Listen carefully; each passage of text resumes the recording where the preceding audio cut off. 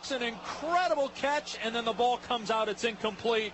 What's happening, guys, and welcome back to our channel. The NFL introduced this new rule by defining a blindside block as any play if a player begins a block when he moves to his own end line and makes a forced contact with a helmet or a forearm with his adversary. Over the last 40 years or more, the NFL has had some really difficult, violent, legal, and non-legal hits.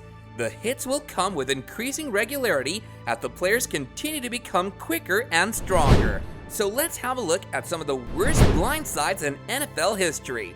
Number 5, Dante Robinson's hit on Deshaun Jackson.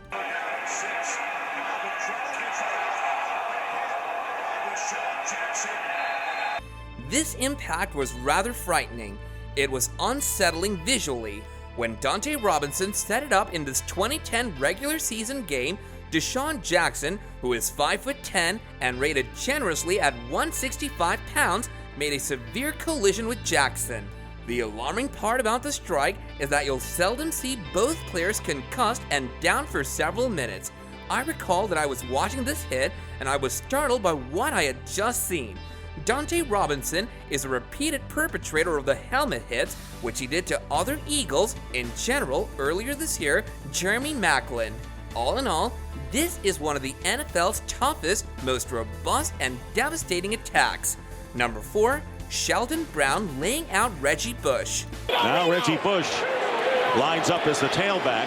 Sheldon Brown struck the Kardashian from the Reggie Bush song when one YouTube fan replied with such elegance, "This may be one of the square and flawless tackles we've ever seen." Reggie looked like this one straight-up ragdoll. It was 100% legal. The amazing thing about this hit, Brown led, squared, and struck Bush's body instead of his own head with his shoulder, something that contemporary defenders in the NFL should do more regularly. The intensity of this hit definitely screams of Bush trying to get up, get back, and resume racking up straight after crawling on the ground. Number 3, Jack Tatum's hit on Darryl Stingley. Jack the Assassin Tatum lays out Sammy White, considered by many to be the nastiest hit. The way Darryl Stingley struck Jack Tatum was sad. Stingley, who is maybe the strongest slapper ever, came to the center and struck him in the incorrect direction, unfortunately turning Stingley into a quadriplegic.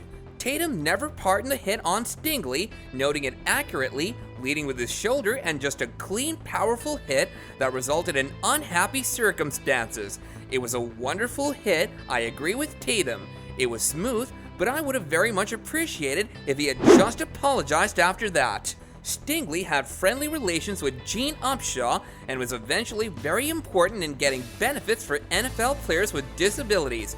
Nevertheless, Jake and Tatum would forever be connected to him in August 1978 by Tatum's devastating hit. Number 2, Eric Smith destroys Anquan Boldin. A huge collision, and Anquan is down. And so is a member of the Jets. This hit's just as nasty as they're coming. When he faced Eric Smith in one of the toughest helmet-to-helmet collisions you'll ever witness, Anquan Boldin went up for the ball. As with Deshaun Jackson and Dante Robinson, the recipient and hitter both fell for a while. That's the second hit I've watched live on this list, and it was so terrifying. In the video, somebody said that while being in the top deck, they could still hear the hit. Now that's quite stunning. But a few weeks later, Boldin fractured many bones in his face. It's a tribute to its toughness that after such a severe blow, he was able to return and cross the center. Number 1, Vontaze Burfict hits Antonio Brown in the head. Flag does come in. Went to the head. Lewis Harris is going to be flagged for this. Burfict piled up several fines and bans for cheap shootings, and for hitting Indianapolis Colts tight end Jack Doyle during Week 4, he was suspended for the remaining part of the 2019 season. His conduct is severe enough to get a 6-minute assembly, and his first hit on the 2016 playoffs was Antonio Brown. In the waning seconds of the AFC wildcard game, Burfict's Bengals led the Steelers 16-5, and then Burfict struck Brown with his shoulder following a horribly overthrown hit. He was punished, and after that, another Adam Pac-Man flag was placed onto the field, allowing the Steelers to win 18-16. Do you know of any other worse blindsides in NFL history? Do let us know in the comments down below. That said, if you enjoyed this video and wish to catch up on more content like this in the future, then all you have to do is like, share, and subscribe. And with that, I'll catch you guys later in another video. Bye now.